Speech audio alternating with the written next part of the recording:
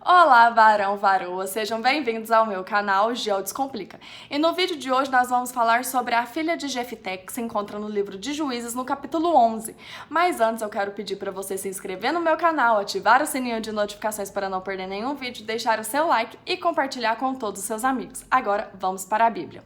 Bom, galera, quem foi Jefté?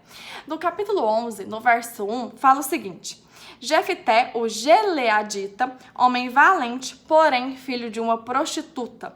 Gileade gerara Jefté.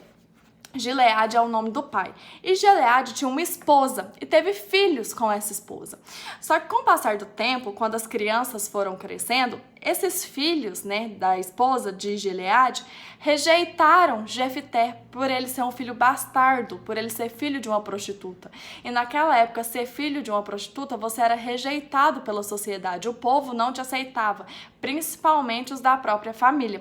Então eles expulsam Jefté da casa de seu pai e fala que ele não herdará a casa de seu pai junto com eles. Então Jefté foge da presença dos irmãos, vai morar em outra cidade.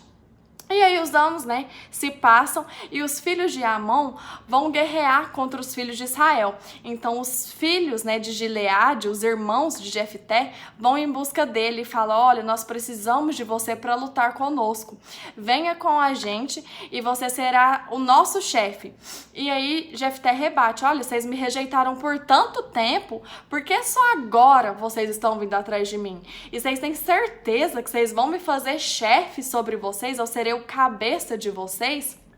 E aí eles rebatem, falando: não, nós precisamos de você, você precisa vir guerrear conosco, você é um homem forte, você é um homem valente, e se você vier, sim, nós vamos, te colocar como chefe, como cabeça, e o Senhor é a nossa testemunha, que se assim não acontecer, Deus pode nos castigar.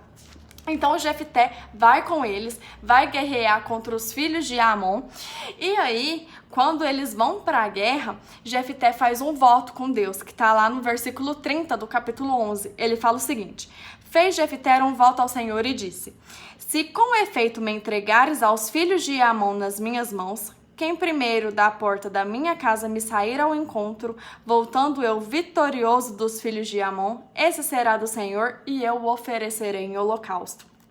Assim, Jefté foi de encontro aos filhos de Amon a combater contra eles, e o Senhor os entregou nas mãos de Jefté. Ou seja, Jefté ganhou a guerra.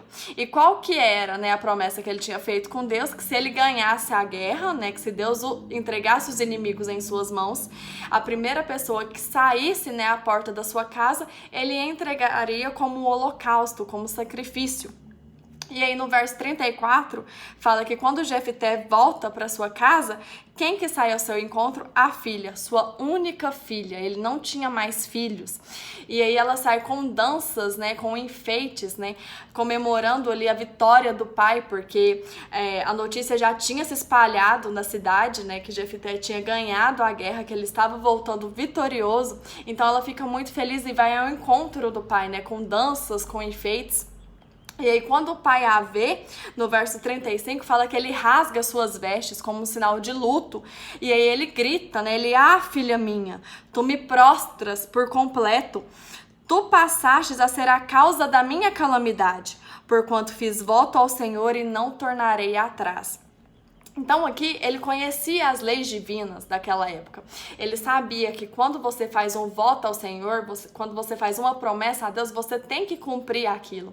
Só que naquela época, tinha os sábios, os sacerdotes, os sumos sacerdotes, que quando você fazia um voto, que era algo assim, de pura ignorância, que você não sabia realmente o significado, você poderia anular aquele voto, você poderia anular aquela promessa.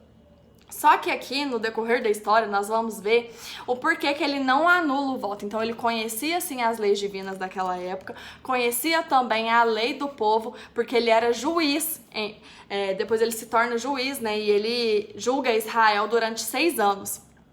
E aí, ela responde, o pai fala o seguinte: pai meu, fizestes voto ao Senhor, faze, pois, de mim segundo o teu voto.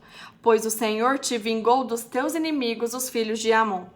concede-me isto, deixa-me por 2 meses, para que eu vá e desça pelos montes e chore a minha virgindade, eu e minhas companheiras. E, né, Jefté concorda, fala, não, pode ir pro monte, pode ficar lá 2 meses, ter o seu período ali de luto, né, de choro. Então ela vai pro monte, né, com as suas amigas, ela fica ali, né, o período de 2 meses, chorando, orando, provavelmente jejuando, né, porque ela não esperava aquilo. Só que nós aprendemos uma lição da filha de Jefté. A Bíblia fala muito pouco dela, são só esses versículos, depois não cita mais a filha de Jefté. Deus, ele não se agrada de sacrifícios humanos, de holocaustos humanos. Nós temos um exemplo, né, quando Deus chama Abraão e pede para ele sacrificar o seu filho, seu único filho Isaque. E quando Abraão vai sacrificar, Deus chama Abraão e fala, não toque sobre o teu filho. E quando Abraão olha para trás, né, Deus providencia o cordeiro. Só que é claro, né, que atrás da história de Abraão tem todo significado. Então nós vemos que Deus não se agrada de sacrifícios humanos. Então o jeito aqui que foi traduzido, né, a Bíblia do hebraico, tem aí 2 vertentes, né? Uma vertente fala, uma doutrina fala que ela realmente foi sacrificada sim, que ela foi oferecida em holocausto, só que Deus, ele não aceita o holocausto humano, Deus não aprova isso, né, isso é absurdo, então eu não concordo com essa corrente. E tem a outra que fala, né, que depois ela viveu uma vida de celibato, né, ou seja, uma vida sem ter relação sexual, né, igual acontece com as freiras, com os padres, porque na Bíblia fala o seguinte, no verso 39, ao fim dos 2 meses, tornou ela para o seu pai, o qual lhe fez segundo o voto por ele proferido. Assim ela jamais foi possuída por varão.